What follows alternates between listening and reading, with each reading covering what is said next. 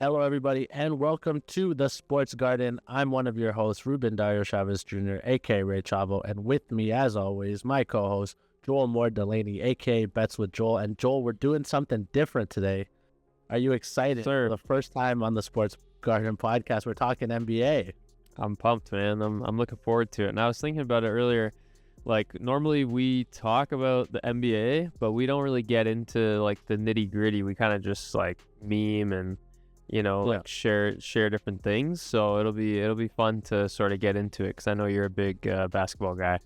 It is one of my principal sports. Well, if you follow the NBA in any capacity, you know the playoffs are literally like around the corner. The first playoff games will tip off this Saturday, April 19th. But before that, a little quirk that's been around since COVID era, when they had to kind of condense the end of the regular season and make sure that no teams were left outside that were deserving. The play-in tournament is still a thing that exists, and that's where the 7th to 10th seeds are playing games to see if they can make it into the playoffs. So what happens is the 7th and 8th seed play each other on both conferences. The winner gets the 7th seed. The loser has another chance to stay alive, and they face the winner of the 9 and 10 game. Just like any regular playoff series, the higher seeded team is the home team. We'll start out east because those games, weirdly, despite them being competitive games, I think they will end up being, I don't think that they're the ones that are the most fun to talk about. So tomorrow, the Hawks play the Orlando Magic at the Kia Center. So they're going to Florida. And then Wednesday, it's the Heat versus the Bulls in the United Center. So the Bulls will obviously be hosting the Heat. But we'll start with the one tomorrow. Joel, it's the Atlanta Hawks, Trey Young and the boys against Ice Trey. Against the Orlando Magic, a team that, again, we haven't talked about this a lot because it's not a team that comes up. Full disclosure, obviously by my hat, and I think it's been referenced on the podcast, I'm a Lakers fan. Joel is a Phoenix Suns fan, so this playoff does not have any emotional stakes for him, although he was very happy that they fired Coach Bud. So. Yeah, shout out KD for getting all the coaches fired. We left the Suns gear on the sideline today. For my fallen soldiers. I got my Wizards cap on, so shout out Wizards. The Magic are a team that recently are at that level of like one of everybody's like second favorite teams, a team that people enjoy watching on League Pass. And a big reason is that Paulo Banchero and Franz Wagner are both really good players. Paulo especially, I see a lot of comparisons to a young LeBron, obviously not quite at the level that he was dominating, but some of his game, the way he can get to the rim, his body makeup, he's a bigger guy, but still doesn't lack for athleticism. So this is a really interesting game because for me, the Hawks have been disappointing. Like they've had peaks in years before, obviously, famously Trey Young beating the Knicks in the Garden, doing the Ice Trace celebration, and people thought there were some next steps that were going to be taken that haven't been. So there's a real big discussion as to what the ceiling for this team is. Whereas the Magic, they were a surprise inclusion last year in the playoffs, but this year it felt kind of more like they're building on it. So what are your thoughts going into this interesting matchup? It is an interesting matchup. To me, it's like, it might not look like it, like on paper when you just see these two teams, but when you kind of like dive into their styles, they're almost like the complete opposite. It's like an immovable object meets an unstoppable force. Granted, both of these teams aren't that, but with the Orlando Magic, you have a team that defensively is one of the best teams in the league, if not the best. But offensively, they struggle to score the basketball at, one of the worst in the NBA. And then you flip it to the Hawks side of things, and it's the complete opposite. This is a team that can score a ton of points, but they can't make any stops. So, yeah, really interested in this matchup to see what's going to happen. Interestingly enough, the season series, it was split 2-2, but the last game that just happened on Sunday a few days ago, the starters weren't really playing in that game, so basically the season series, the Magic won 2-1, I would say, because I wouldn't really include that game. Last game, you're just throwing it out. Yeah, and like you mentioned, the Hawks, they've kind of been inconsistent. They've kind of been regressed since that moment in the Garden that you mentioned. And I think on the Orlando side, it's kind of the opposite. Like, this is a team to me that seems to be headed in the right direction. I think getting home court obviously is going to help them in this game. But to me, it was hard to get to a side in this game because, like I said, both styles of these teams are just so different. The Hawks play with a fast pace. The Magic play with a very slow pace. So it's going to kind of, in my mind, come down to like which team and style is going to sort of take over this game. Obviously, the bookmakers have the Magic as I believe it's 5-point favorites the last time I checked. So, anticipating a Magic win. And I couldn't hate, if that's where the side that you landed on. But to me, like I said, I couldn't really get to a side just because I could kind of see it going either way. The Magic this year at home, 21-19-1 against the spread. I think ultimately, like for me, like I said, I couldn't get to a side, so I did get to a player prop. Trae Young. I think Trae Young, this is a guy that you can count on in big moments. We've seen it a number of times. So I'm taking Trae Young over 26.5 points. I got it at -115 on MGM. And just a couple thoughts as to why I like it. So he's averaged 29.2 points against the Magic and 29.8 points specifically in Orlando when playing the Magic.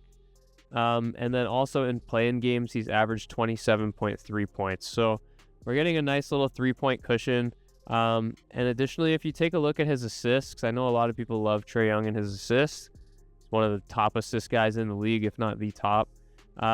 He actually struggles with assists against this Magic team, and that kind of led me to believe that like this is a game that if the Hawks are going to stay in it and be competitive, that he's going to have to take over and produce. So that's kind of why I like the points here. And I also like the Hawks team total over. You can get that at 105.5. I didn't bet it though, just because the play-in games typically tend to be a little less high scoring, and with the Magic's defense being so good, I could see it maybe going under, but they've been over this number every time they've played the Magic. So yeah, Trae Young over 26.5 points, and I'm curious to see what you think about this matchup, and if there was any bets that you liked. I mean, I think Trae Young is a good bet for everything that you said. Generally speaking, whenever the Hawks win and do well, especially in the playoffs, it is because Trae Young is such a great performer when the lights get the brightest. You did also reference a lot of things, and it must be said the stats back it up. Joel mentioned that the Orlando Magic are a really good defensive team. They're second in the league in defensive rating at 109.1. Pretty close to the Clippers at 109.4. Both of them 3 points worse than the Thunder in first place. And offensively, again, the offensive rating for the Magic is 27, whereas the Hawks are more middle of the pack. But in the pace is where, again, Joel mentioned the pace of these two teams. Atlanta Hawks, third quickest team in the NBA. The Orlando Magic, the slowest team in the NBA. So this is a real contrast of styles. And in that sense, like, this is the kind of game where we're really going to see how mature the Magic are. Because if Paolo Banchero and them play a bit sloppy, they let themselves be taken out of their game too much, then that'll benefit Trae Young, because the reason why he can score so well is his three-point ability, obviously. But when you start pushing the ball in transition, people start creating mismatches, players get open. He's, like Joel said, a willing passer. He averaged over 11 assists per game this year to go along with just over 24 points. That being said, I do think the Magic are going to win this game. I think a 5-point, I wouldn't bet them to cover. Like, if you're going to bet the Magic, I would bet them a money line, which is not like on FanDuel. Let me just check. I think it's like -200. Yeah, So like you're it's not gonna have great. to So find something to. you would have to, like, if you wanted to do something with the spread or the game, I would take the Hawks +5 just because I do think they cover and they have a shot of at winning, like Joel said. So I think ultimately, if you're gonna bet the spread, I would say bet the Hawks to cover. I like Paulo Banchero. They're expecting him to have a big game. I think they have his point total to be close to like 30 points. I don't know if I could get there, but what I can get to is Franz Wagner is part of the reason that this team is so potent, and he's a player who throughout the season has averaged 24 points and around 8 boards when you combine it together. I think you could take him for like close to a double-double. If you get him at like 20 points plus like 6 rebounds, 8 rebounds, I think you get that to a nice place at various different books. Like his rebound to get to 6 is -192. To score 20 plus points, it's -430. Again, I think the stuff that I like, you're gonna have to drink a little bit of juice to get it down. I mean, you could a good level, but if you combine that, it's -130, which I think is a pretty you could get Wagner for a double-double at +400. That's what I was gonna say. So I do think he Like, could just for get a double-double. Sprinkle, you know?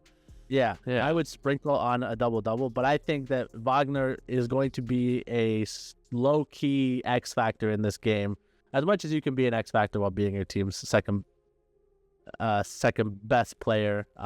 So yeah, sprinkle a little bit on a double-double for Franz, because I do think he's very likely to do that, especially again, like even if the pace gets away from them a little bit, more pace means more shots, more scoring opportunities. He's a good rebounder. He's a solid rebounder. That's more opportunities for him to get a hands on the ball. So yeah, I like Franz Wagner on a double-double, but if that's a bit too spicy, 20 points, 8 boards, why not? I think you can do it. I think you can do it quite easily. So a parlay, 20 points, 8 boards. Yeah. Okay, I liked it. But yeah, that game is tough to call. Again, it's like I like Paulo Banchero. I like the Magic. I do think this is, if they win this game, and then if they win this game, that means they would play the second seed, which would be the Celtics, which is not the easiest matchup. But like, Yeah, I mean, I think suffice to say, like, a lot of these playing teams, like, you're kind You're of not not dead expecting- after this. Well- Maybe with the exception of a few, which I'm sure we'll touch on. yeah, that's what I'm saying. Let's hold off on that till we get Yeah. to this. But do you have anything else to say about this? I just wanted to add that, like, something I was thinking about, in these big games, I feel like there's almost always going to be an upset. And then when I thought, like, a little, like, I took it a step further and thought, like, the loser of this game is still alive. Like, to me, I think one of the upsets is going to be in one of these first 2 games, like, between the Hawks and the Magic and the Warriors and the Grizzlies, just because I think the other 2 games, like, do or die games, I think, like, realistically you lose and that's it, right? So I do think, like, there could be a little inkling in the back of these teams' minds that, okay, even if we lose, you know, we're still in this. So yeah, I just think the pressure is on the Magic, and like you said, I would just, if I had to take a side, the Hawks with the points. I like. It's just points, and like, again, still the Hawks are still a fairly young team. And sorry, not the Hawks. The Magic are still a fairly young team. That's very difficult to make that transition from young team to team with expectations and stuff. I mean, that's what the Hawks are struggling with, right? So, but it'll be interesting. It'll be. We'll move on to the other side of the Eastern Conference matchups. It's the Heat versus the Bulls. Oh, Bulls are going to be the home team. It's weird because, like, I would argue that, like, none of these teams felt they were going to be here at the beginning of the year, but then obviously the Heat trade away Jimmy Butler. That changes their season.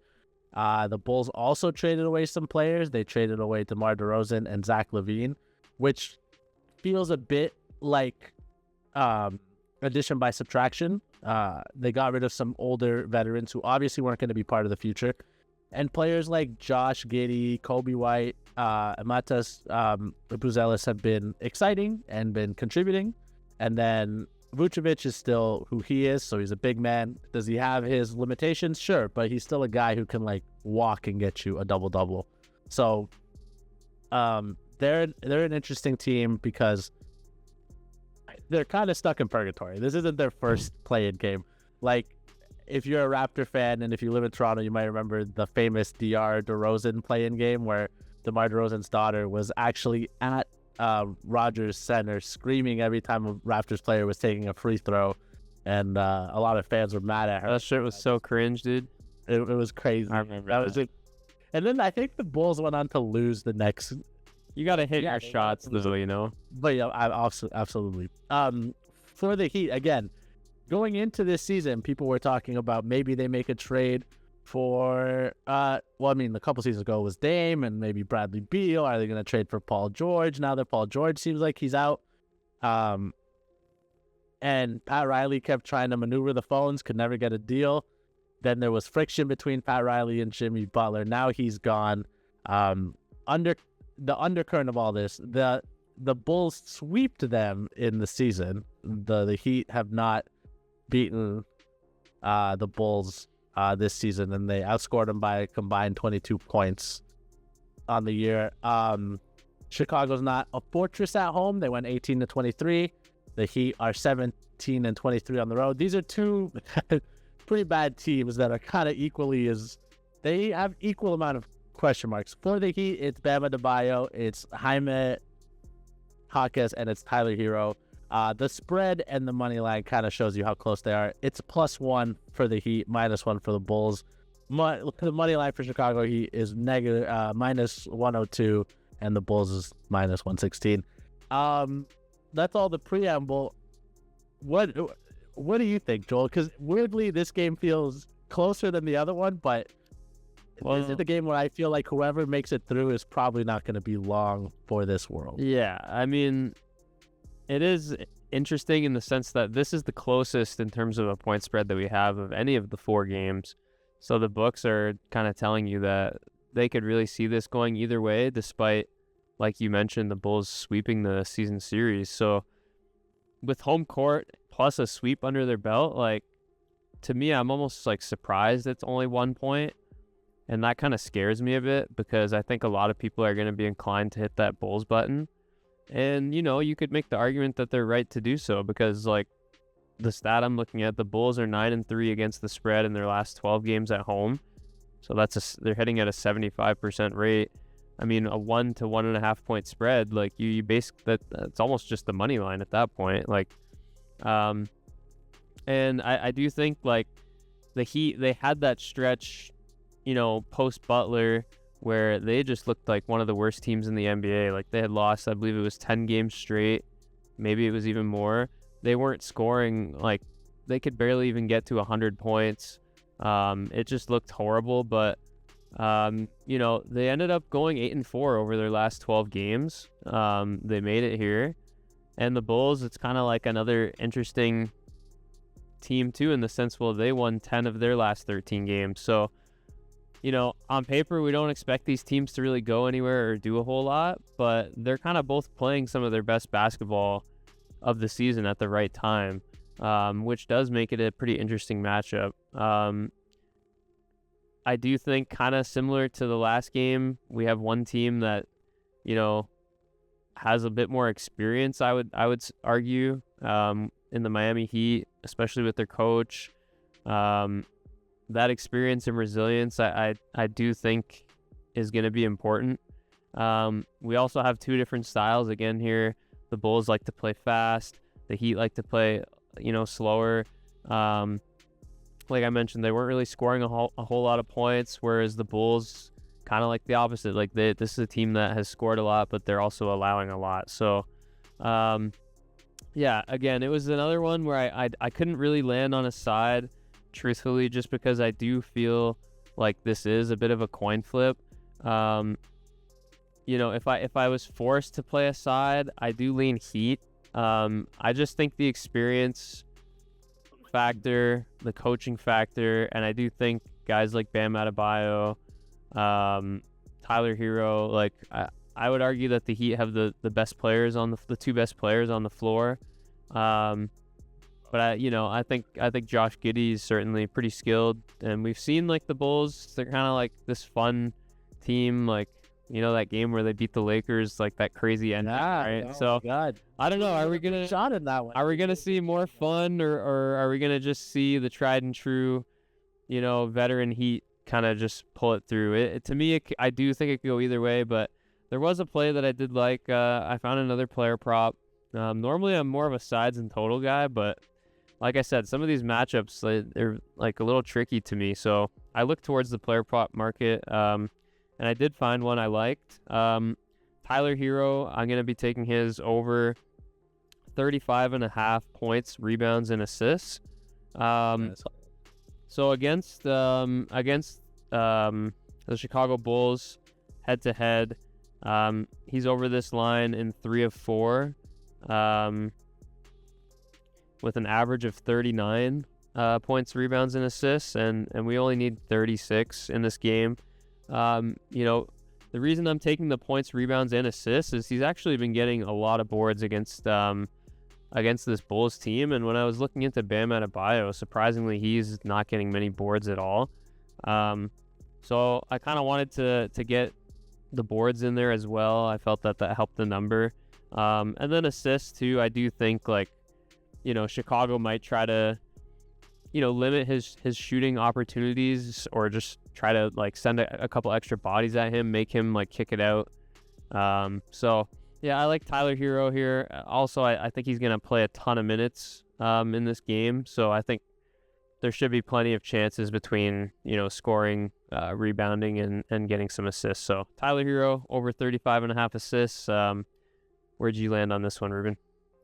Well, again, to back up Joel's claim about how close it is, when it comes to offensive rating, the Bulls are just 2.8 points better than the Miami Heat on the year. When it comes to pace, that's where you do see the big difference that Joel talked about. Chicago Bulls, second fastest team in the league. They play at a 103.61 pace. The Heat around the bottom, near where the Magic were. They're 27. They're under 197.8 in terms of their pace, like how much they would score. The defense is the biggest gap, though, or besides that. The Heat are top 10 defensively in defensive rating, whereas the Bulls, 19th, not horrible, not the best, obviously. This is a really close game. Again, if you're looking at trends, you would be like, well, obviously the Bulls are going to beat them again. Like Joel said, I do think they're the team with the least amount of expectations. Whenever the Miami Heat season ends, whether that's, the play-in round or the first round of the playoffs, there's going to be a lot of questions that are going to be asked in terms of where do they go from here? Do they keep Bam? Are they going to try to build around him? Do they flip him and pivot to a youth movement? How good is Tyler Hero? Do you want to build around him? Is Eric Spoelstra going to stay through a rebuild? Does Pat Riley want to stay through a rebuild as a team president? He's getting older, it's not... he might just be one of those guys who works in the front office until he dies, but maybe he wants some time with his family. We don't know. Whereas the Bulls, I think everybody clearly knows now where they're going after the trades. For a long time, it was, well, how does DeMar DeRozan and Zach LaVine fit around this core of young players, like your Kobe Whites and now Josh Giddey. Vucevic is now in that side, and I think if Vucevic has a good season, if he has a good play-in, then he'll probably improve his trade value. He's somebody that I could see a contender or a team that's looking to be a contender that needs a big man to trade for him. So we'll see. But all that's big picture stuff. When it comes to the game, I can't really land on the side 100%. If I had to pick one, if I had to pick somebody to win, I would pick the Heat. And part of that is just history. Yes, the Bulls beat them every game in the regular season. Some of those were the Jimmy Butler Heat where he wasn't playing. There was a dark cloud around the team. Some of those things, it's hard to put a lot of stock in those games that happened months and months ago. Eric Spoelstra is one of the best coaches in the NBA. I'm someone who tends to, me and Joel watch a bunch of different sports, and I think we've come to the agreement that the NFL might be one of the sports where coaching matters the most, just because of how many players there are, how complex the plays can be. You really need a good coach to execute a good game plan. The NBA, for me, and I mean this is all love as someone who loves the sport, that the coach sometimes has a lesser effect on the game at the end of the day, because the star players are what's going to make it happen. Like, yes, JJ Redick's a great coach. Would the Lakers have won 50 games if LeBron isn't there, and if they don't trade for Luka? I doubt it. You know, they might still win like 30 to 40. I think a coach can scheme you into wins in, you know, December, January, like the real dog days where teams get tired, injuries happen. All that being said, Eric Spoelstra is one of the few coaches I think can scheme you into a win in the playoffs and when it really counts. He's proven it. He's taken this team to the finals without LeBron. Obviously, he hasn't won, but still making it to the finals is an accomplishment of its own. As LeBron fans would agree, right? It's his whole case. But so I would pick the Heat if I had to pick a side. I came down like Joel did on some player props. Nikola Vucevic is one of the people that I'm tapping for my player prop. So on FanDuel, if you try to bet him for a double-double, it's a minus 145. Mm-hmm. If you do a little parlay where it's him to score 15 points and him to get 10 rebounds, which is a double-double, it's plus 104. Now, you might be saying, well, 15 points, it's not just 10. He averages 18.5 points per game in the season, so that's a bit of a cushion for you there. And over the past 10 games, when he's logged at least 25 minutes, he's averaged 19.2 points per game and 10.7 rebounds per game. And the last 5, he's got 15 and 10 all 5 games. So, like Joel said, Bam doesn't get a ton of rebounds against the Heat, against the Bulls. And that's part of the reason. Vucevic is a big body. He's good at rebounding. And offensively, he's going to be one of the most reliable Chicago Bulls players out there. You know, he's kind of third in the pecking order. I guess depending on how much of a scorer you rate Giddey for. But even if you look at the stats for who averaged the most points for the Bulls this season, Zach LaVine was the lead, 24 points per game. Kobe White underneath him at 20, and then it's Vucevic. So obviously he's a part of the offense and a major part of that. So I like that. If you like something for the Heat, like Joel said, Tyler Hero is going to have a big game. Hero shoots around 9 3-pointers per game, and he hits them at about a 37% clip. Tyler Hero to make three or more threes. I like stuff like that. Pair it together with some other stuff for him. Plus 3 threes is minus 138. Plus 4 is where you're getting a little, again, if you think Tyler Hero is going to have a big game, you should do that, but it's plus 190. That's how much the difference. I think if you like him, it doesn't hurt to put a little bit on the 4 and then also like go big on the 3. Yeah, he's somebody that you could ladder because again, he averages around 9 per game during the season, and like Joel said, this is going to be a game where he's going to see a lot of minutes, where the Heat are going to want him to score and want him to be a big factor. During the season, he averaged 35.4 minutes per game. I would be surprised if he sits more than 8 to 10 minutes. Like, he's playing at least 38. So you could even see a couple more possessions where he ends up chucking a 3, and he's definitely someone who's good value. So maybe a little ladder, like 3-4. Hey, you want to get spicy and do a 5? Like, this could be I might just put some on 5. This could be the Tyler Hero game. But like Joel said, this one for me is too close to call to give you any 100%. I do think it'll be the Heat, but a lot of that is just because, like, they've been here before. They've had to play through the play-in, and their coach is really damn good. But I like the player props. And the Nikola Vucevic one for me is one that's kind of a no-brainer if you look at how he's been playing the last few games. But we'll move on to the West, and these are the ones I was really excited for. No offense to the Eastern Conference Finals, the Eastern Conference play-ins, but I know Joel said kind of off the cuff that we think these teams might just get buzzsawed in the next round. Well, there's one of the teams that is hoping that that's not true, and that is definitely the Golden State Warriors. They're taking on the Grizzlies. they are the home team, which is good for them. So they'll be in the Chase Arena, I believe it's called. Yeah, the Chase Center. My apologies.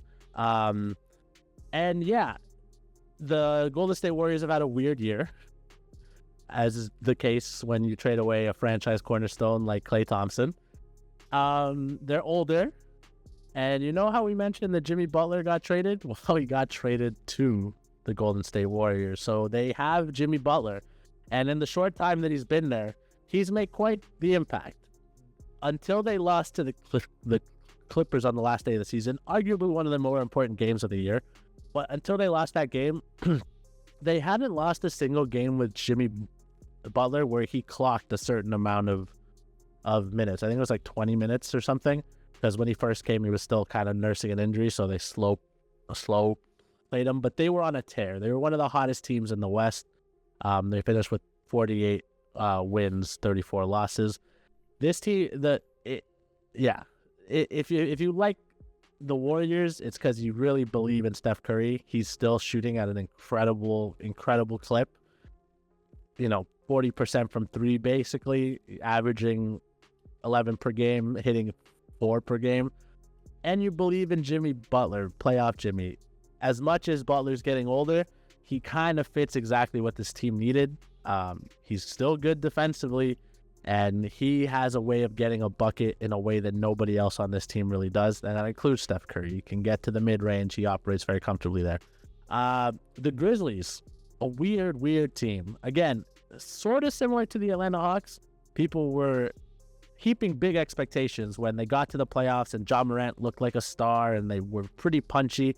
I mean, they went up against a Lakers team that kind of sunned them a bit, but they pushed that team in every game. And, they weren't afraid of LeBron. And Shannon Sharp was courtside John at Ja Morant's dad. And everybody expected this is going to be one of the new teams in the future. Then Ja Morant was flashing guns on IG Live, and then he got hurt. And a bad funk kind of crept over the Memphis area. That funk kind of culminated this year when they fired their coach a couple weeks out of the playoffs. What that'll do, who knows? The reports are that at least Ja Morant was not happy with his role in the offense and some of the decisions that were being made. We'll see. But yeah, this is Ja Morant's team with a lot of help from Jaren Jackson Jr. And, they have the new rookie center, Zach Edey, who has been pretty good. I was somebody, I'll admit this on the podcast, even though I don't have to. I was pretty low on him going into the draft. I thought that his size and his slow feet might be a problem, but he's shown himself to be able to contribute at a high level despite that. This will be a very contentious game, and again, whoever wins this, they'll make it to the next round automatically, and they'll be facing the Rockets, which I do think is a very winnable matchup for either of these two teams. So what do you think about this Memphis Grizzlies Golden State matchup, Joel? I think it's probably the most exciting of the four. I think this will probably be the one that everyone is looking forward to the most, myself included.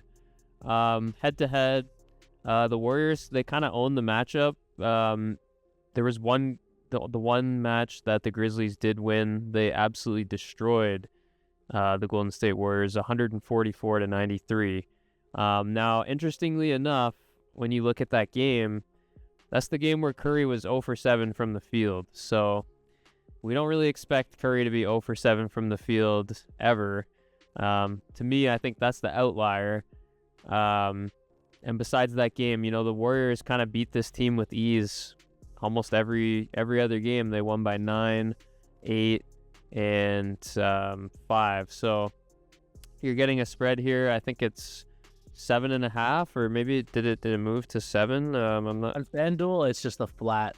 Okay, a flat 7. So I guess there's some money coming in on the Grizzlies side. It looks pretty split. I think maybe it'll probably stay around 7. Yeah, when I look at the two teams, I do think that, like you mentioned, the Grizzlies letting go of their coach. I don't really like them in this matchup. I think the Warriors since the All-Star break, when you look at both these teams since the All-Star break, like the Warriors have been the better team. The Grizzlies have only gone 5-21-1 against the spread since the All-Star break, so this team is not covering spreads. When the Warriors win, they're winning by a large margin since the break, an average of 16 points. Another thing that kind of puts me to the Warriors side of things, they lead the league in points off of turnovers, and the Grizzlies, they've been struggling with ball security, ranking 22nd in points allowed off turnovers since the All-Star break. As a road dog since the All-Star break, the Grizzlies are 0-4-1 against the spread, losing by an average of 13 points. Also 4-11 against the spread in their last 15 on the road. Their defense just hasn't been very good. I lean Warriors. I think they're going to take care of business at home. Home court advantage, big coaching advantage. I just think the veteran leadership that they have, it's just going to give them a pretty big edge. I expect, Curry, Butler to have good games. Even Podziemski, I'm probably butchering his name.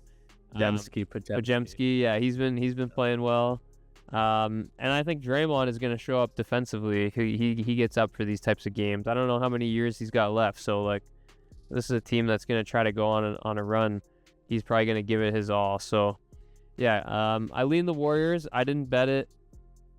Maybe this number might come down a little bit, even to like a 6.5. Not sure, but the play that I do like that I actually made, I did a parlay.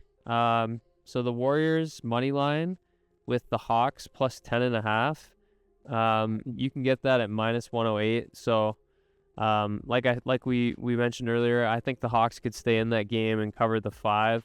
So getting a 10.5 just kind of helps to de-juice this Warriors. I think they're minus 300 on the money line, so I'm not taking that. But yeah, I like the Warriors to win. I lean the spread. Haven't bet it yet. Maybe Ruben, you can talk me into it. We'll see what side you're on. Yeah, I kind of think the Warriors are gonna take this one, and I don't think it'll be too hard for them. And I don't mean any disrespect to Memphis. I think anytime you fire a coach this close to the playoffs, something's not right in that locker room. The extent of that and how much it'll affect them remains to be seen, but I don't know. I don't like it. Steph Curry loves a big moment. So does Jimmy Butler. And like you said, Draymond Green is still one of the best defensive players in the NBA. He's got shouts for, defensive player of the year. I don't know if he'll win it, but he's definitely a massive contender for that.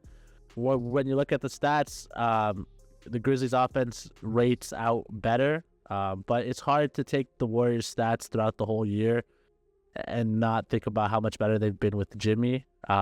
Defensively, though, the Warriors are really, really good, still a top 10 team, and a big part of that is Draymond Green. So I like the spread. I think the Warriors will cover. No matter how much things have changed at the Chase Center, it's still a tough place to play. That crowd will be into it. The Warriors will be into it. They haven't had luck in playing games before, actually. They have never won one, which if you're a believer in just like bad luck, I guess, maybe you go Grizzlies based on that. But I don't know if they've ever had a matchup that just seemed so obviously in their favor.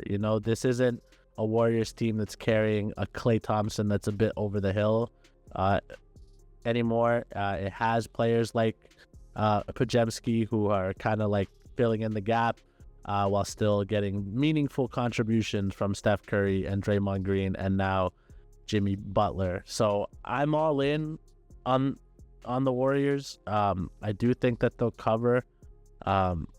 Another thing that I like, if you wanted to pair it with that, Jimmy Butler to score 20 plus points is minus 194. You combine that with them winning by 7 is plus 170. I like that little parlay. Jimmy's a great player. These are the kind of moments that he loves.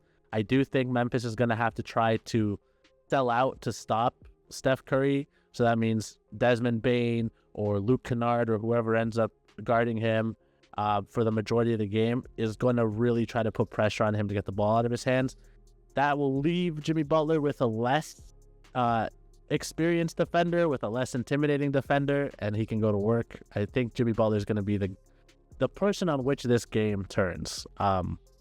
Obviously, you can always hope for, if you're a Warriors fan, you can hope for a Steph Curry explosion. He just drops 50 points. But if that's not going to happen, Jimmy Butler will be the X factor, and I do think he comes through for them. So I like Jimmy Butler to score 20 plus points, and I like the Warriors to cover. And I would just parlay those because I am pretty confident that the Warriors are going to end up winning this game. Sad for the Grizzlies fans, but well, they'll have another chance if they do lose. And one thing that I forgot to mention that I did want to mention is that another reason why I like the Golden State side of things is Ja Wick. He's taken a lot more threes lately, and I think, you know, a player like him and a defense like Golden State, like, I would be happy to let him shoot those outside threes rather than having him attacking the paint like a madman. So if he wants to do that and they can live and die by those threes, then so be it. And like, I think that favors Golden State personally. Yeah, I agree. I don't think Ja's at his best when he's chucking from deep. Not that he can't do it, just he's not at his best. So there's one more play-in game, and then maybe we'll just get into our broad predictions of who's going to move forward, although we've kind of touched on some of that within the betting preview. It's the Mavericks versus the Kings, and God, I didn't really realize it until we're talking about it out loud. All these teams have had such strange years. I think of the teams that are here, just the Hawks and Magic didn't shake up their team in a very like noticeable and, you know, kind of like team defining way. So the last game is the Dallas Mavericks versus Sacramento Kings.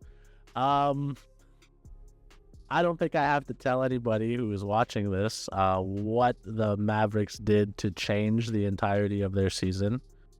But for those of you who may not remember, they traded away Luka Doncic, one of the best players in the NBA, a perennial All-NBA level player, an MVP level player.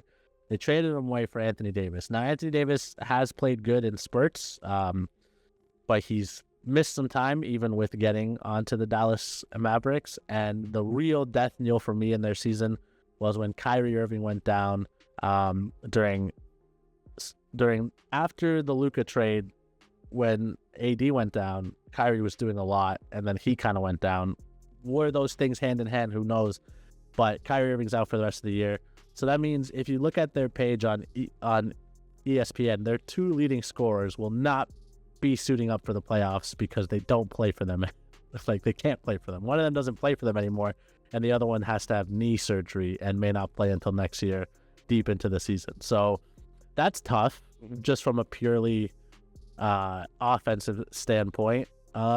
This team is built around Anthony Davis now, and it'll be him, Klay Thompson, Max Christie, Gafford, Najee Marshall, those guys, a lot of role players trying to make up for the players that they're missing. They're going to be traveling to Sacramento to play the Kings. The Kings have players with experience in the playing games. We've already told you DeMar DeRozan was traded. This is where he was traded to. DeMar DeRozan is now a King. Jonas Valanciunas, who is also a recent King, has more points and like rebounds than anybody else in playing games because he's played in so many. So he knows the play-in game. If Adam would take that for what you will, he knows what it feels like to play in them. The big move that they did, they traded away De'Aaron Fox to the Spurs. Weirdly, did not get any of their best players. Well, I guess like any of their young players back, but they also fired Coach Brown this year because that was a thing that happened. So a lot of turmoil on both of these teams. The Sacramento Kings were a really exciting and fun team a couple years ago with Light the Beam, and everybody kind of rallied around them. Domantas Sabonis and De'Aaron Fox are very likable guys. If you watched the starting five doc on Netflix, you saw a lot of Domantas Sabonis, and he just generally seems like a good guy. I feel bad for him because it's gotten to the point now where people were kind of trying to shine a light on him because they thought he was underhyped, and now maybe we've swung too far and people thought he was overhyped. But he is a good player, a double-double machine. He averages 19 points, 13.9 rebounds a game with 6 assists. So he's kind of like a Nikola Jokic light, like a Nikola Jokic light. Like, it's like he does the same things, just not at the same level. And that's harsh, but that's what it is. Is that Valanciunas you're comparing to Nikola Jokic? No. Oh, Sabonis. Sabonis. Okay. I had to check for a second there. I was like, wait. This team just feels like versions of players that are better. Like DeMar DeRozan, just like a worse version of Kobe Bryant. And like Zach LaVine, also kind of that. But just like, it's okay. a lot of imitation. It's like a lot of like, we don't, like, Mom, can I have Jokic? We have Jokic at home. It's the Kings ain't shit, basically. That's what you're saying. It's just a bunch of misfit toys. I don't know what the long-term future is. Saying that, the Dallas Mavericks might have just some of the worst vibes. Like, I heard someone, I think I was watching a highlight pack, and one of the sportscasters was like surprised that Dallas rested some guys because they could have tried to play for home court advantage, or they mentioned them not getting home court advantage at the end of it, like in this playing game, as a negative thing. And I was like, it might almost be a positive, because every time they play at home, it's fire Nico chants, it's booze anytime something happens. Like, it's a toxic atmosphere. Like, if I was a Maverick player, I can't say that would be a hospitable environment. All right, all this preamble to say, these two teams, I'm a lot less like. I don't think that they'll make a splash, even if they make it to the next round. But Joel, where did you come down when it comes to this game? Yeah, this is kind of the one I have the least amount of interest in, because like you said, I don't see either of these teams really going anywhere. When you look at the head-to-head this year, it's kind of like data that you can't really rely on. The Kings beat the Mavs in their first matchup when the Mavs had no Kyrie or Luka, and that was still when Luka was on the team. The second time they beat them, the Mavs did have Kyrie, and that was a close game. It was only a 1-point game. And then the last time the Kings beat the Mavericks, they absolutely destroyed them, but there was no Kyrie, no Luka, no Anthony Davis. So it's kind of like we don't really know what to expect. And I mean, with the Mavs, it's like, how healthy are these guys to begin with? And then I think on the Kings side of things, like, the thing with them is they're not really covering at home. Against the spread at home, they're 15-24. So, like, is this a team you can really count on to cover the spread when they're favored, especially at a 2-possession number of 5? I mean, the Mavericks, they've been a little bit feisty. Like, if AD can survive this whole game and, play to his ceiling, and some of these other role players can show up, like, I wouldn't be shocked if the Mavs were able to beat the Kings or at least cover. Like you said, this is a team that wants to play on the road. There's probably really going to be no pressure on them at all. No one's expecting them to do anything, right? So that sometimes helps players just play loose, right? So I do think that if I had to take a side, I would be taking the points with the Mavericks. But kind of similar to all the other games, I didn't really land on a side. Just, it's not something that I love. There was a player prop that I do like that I will be taking. And I did mention, like, the injuries. That's another thing. We don't really have the injury report for this game yet. But the injury report for Sunday, like, there was a lot of Maverick players that are banged up. And one of them in particular relates to the player prop that I like. Max Christie, I like his points. It's at 6.5, or you could even go points assists at 8.5. He's been getting, I think, about an average of like 2, right around 2 assists. But the points for me, like, 6.5 points with, I mean, Klay Thompson, he might not be 100%, so I think Christie could see some extra minutes. Like, he's been well over 6.5 points in his last 10 games, if you look at it. Like 14 points, 17 points, 11, 11, 11, 12, 12. So that's almost like double this 6.5 number. So I don't know if the books know something I don't. And then against Sacramento, the Kings in particular, his last 3 games, 16 points, 15 points, 10 points. So to only have to clear 6.5 points with all the injuries that they're dealing with, I kind of like that. So I went Max Christie over 6.5 points. Where are you at on this, Urban? Exciting player. Former Laker legend, Max Christie. Yeah, former Laker legend. People really like Max Christie. I remember last year that was a big subplot in the Lakers drama, was people thinking that Darvin Ham should have played him more. I liked Grimes, and they decided to trade him away too. I guess the Mavericks just love trading away everyone that's good. I don't know. Yeah, it does seem that way.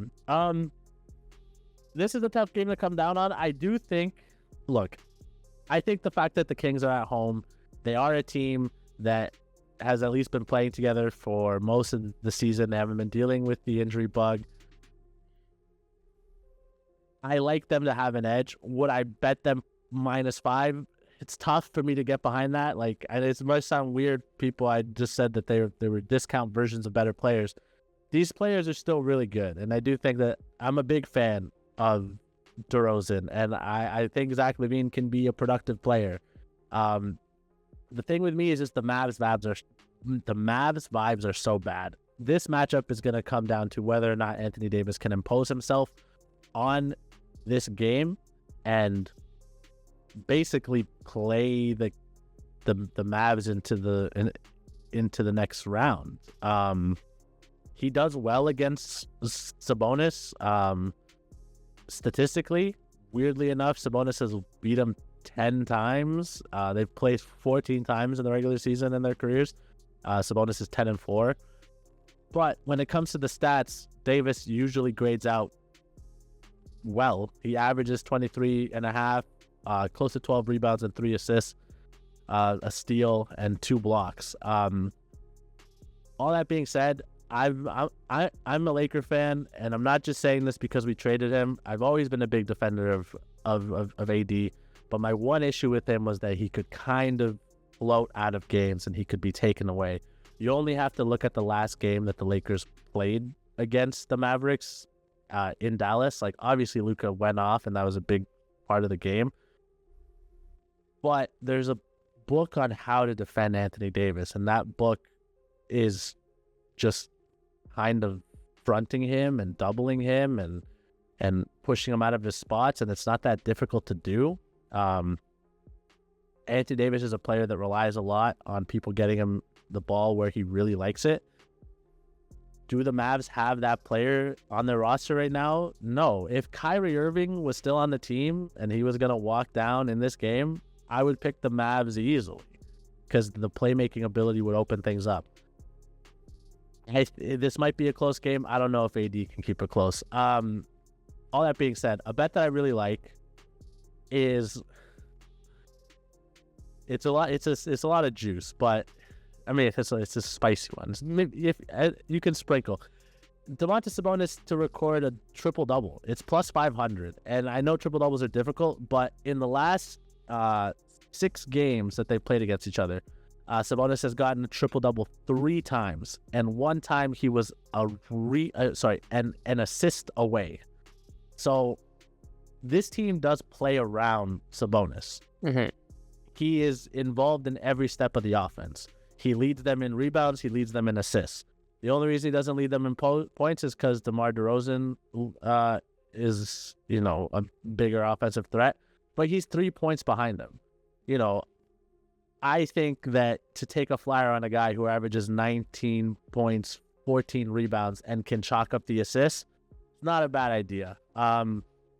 So I like that if you want to get spicy. If you don't want to get spicy, just do some parlay. The other thing I like, weirdly enough, as much as I was talking down on Anthony Davis, like Anthony Davis is going to score 25 points. Like, he's going to have to. They're going to keep him out there the whole game. Anthony Davis is not going to rest, and he's going to get a lot of shots. Like, they're going to feed him with shots. He averages 20 points per game during the season, but take into account some of that is Lakers numbers, some of that is coming off of injury numbers. Anthony Davis is a force. We've seen in some of the last few games that they've played what he can do when he is unleashed. We'll see if Jason Kidd can get the best out of him. But my bet for this, Domantas Sabonis to get a triple-double. I do think the Kings ultimately win this game, and I think he'll be a big part of it. I like it. But if you wanted to do something with Davis and like 25 points, 10 boards, 12 boards, I'm sure like those are stuff he should hit just based on the game. But I like the Max Christie bet. And again, fucking take a flyer on Klay Thompson to hit a couple threes. I mean, like, Klay Thompson to hit 4 threes is plus 124. Maybe do a ladder. He averages three point makes per game. He attempts about 8, and he hits them at a 40% clip. He's still an elite shooter. He'll be open on the perimeter eventually, so that's something else to look at. But Domantas Sabonis, triple-double. I expect a big game from the big man. Maybe he'll I like it. About being a discount Jokic, but that one's the only one where, like, I truly don't know who's going to win. I think it'll be the Kings, but we'll have to wait and see. I definitely wouldn't take fucking 7 points on them. 5. Sorry, it's 5. I wouldn't take 5 points even. That's too. That's kind of how I felt too. It's not. I don't believe in them that much. So that's all the games. I guess now, just to wrap it up, let's just make some predictions for what we think is going to happen. So for sure, let's start from the beginning again, I guess. Yeah, we'll start with the win and in games, the 7 versus 8. So Atlanta, Orlando, who you got? I'm going to pick Orlando. I think that they're going to get it done. Big Paolo Banchero game. How about you? I'm with you. I just think that it's a team that is ready to take the next step. We saw them like compete pretty hard in the playoffs last season as well. It is their first play-in game, but yeah, I just think overall, like, I don't know if it's the same in basketball as football with the whole defense wins championships. I know the NBA has become very offensive-minded, like with the Celtics and stuff, but I like the home court advantage, slightly better team in my opinion. So yeah, I'm with you. I got the Magic winning. Heat and Bulls next.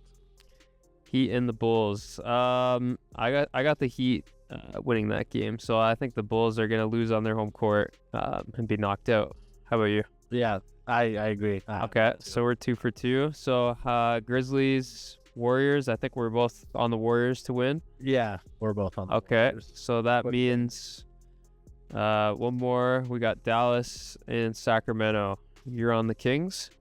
Yeah, I'm on the Kings. I think they'll win that game. I weirdly enough think Dallas is gonna win that game. So that's fair. I honestly, man, like my conviction on the Kings is not. Not at the level where I would say like, no, there's no chance they lose. No, I think it's. So let's just say we'll go based off the ones that we agreed on. So Golden State would be in the playoffs in that scenario. Orlando would also be in the playoffs. So it would then be the Atlanta Hawks against the Miami Heat. Win and in, loser goes home. What do you think? I would still take the Heat there. Yeah, I agree. I don't really see it with this Atlanta team. And like we mentioned when we talked about the Heat, like just Spoelstra, like the coaching experience, and they still have some big name players too. So I agree with you there. So we're kind of split on who would be facing Memphis, but I guess we can just kind of talk about both scenarios because I think it'll be short and sweet. I'll say this really quick. Whichever one of them ends up playing Memphis, I think Memphis is going to... Yeah, okay, because I was just about to say I'm in the same boat, so it doesn't matter who wins that game. I think they're dead on arrival in my mind, so... Yeah, the Grizzlies are a really good team, despite all the weirdness going on there. Ja Morant would easily be the most talented player on the floor, regardless of if they're playing the Kings or the Mavericks. Again, you could argue Anthony Davis is more talented, but we're kind of seeing Anthony Davis at the end of his peak. The thing is, like, can you even rely on him to play a whole game? Like, is he going to get hurt, right? So, and Jaren Jackson Jr., low-key, a really good defender, has given AD some trouble in the past. It wouldn't be an easy matchup for Anthony Davis, which kind of, would add to the, So, ultimately, we think that the teams that are ranked higher are going to make it to the playoffs. It'll be the Magic. Well, the Heat is one. The Heat's the only one. The Heat's our upset. The Heat's are up, which kind of makes sense. Yeah. So in the West, it'll be the Grizzlies and the Warriors. So we both like the Magic, the Warriors, the Heat, and the Grizzlies to advance. So we'll have to tune in next week when we're making our round 1 picks and discussions and stuff like that, and we'll maybe do a little recap and see how we did on our play-in picks. Yeah, I mean, depending on when we record that, there might be a couple games already played because all the games tip off this Saturday/Sunday for the series that are waiting on the play-in games. But at the very least, we'll figure something out. So we will still talk about the series and how we think it's gonna happen. It's hard to give you guys predictions on series that we don't know the matchup yet. I have a feeling a lot of us are gonna go for the favorites, but I can say personally, regardless of who wins game 1, my thoughts on the series aren't going to change. Usually game 1 goes to the home team, and it's a very famous saying in basketball, a series doesn't really begin until a team loses at home. So that's when it really starts to get spicy. But yeah, we'll definitely have a conversation next week about what's happened, kind of if we got some of this stuff right, and we'll give you some more bets for the playoff games coming up. The fun thing about playoff basketball is you're betting on the stars just to have good games, and they're going to get the minutes. There's not going to be anybody sitting out because they're tired. There's not going to be anybody getting pulled in the third. There's no BS, basically. Quarter. Yeah. Like, these guys are going to play the whole game. They're going to get a lot of shots, and you kind of know what the remit is. So, we finally made it. It's like one of the best times of year in terms of someone who likes sports. Like, if you guys like all the sports, I mean, we got NBA playoffs about to start. NHL playoffs just around the corner. We got baseball on. The NFL draft is in a week and a half or so. So there's a lot going on. So it's a fun time. And we hope you guys will come hang out with us. And we're gonna be talking about the NBA, dropping some NFL content as well. So make sure you guys hit that subscribe button. Let us know who you think is gonna advance in the play. Any bets that you guys like, drop it below. We're going to start being a little more active on the socials as well, so you guys can always check in with us there. And that's all from me. Ruben, if you had any closing thoughts, take it away. No, that was, you basically hit the nail. We're definitely going to try to be more active on the socials. Please stay in touch with us. We went through this rebrand and we're excited about it, and we're going to keep making content for you guys to enjoy, and we're excited to have everybody who's along with us for the ride. And I promise I'll try to be as impartial as I can when the Lakers come around. It's okay. I'll hold you accountable. Please do. But we'll see you next week when we're going to talk more NBA hoops. Stay safe, guys, and enjoy the episodes.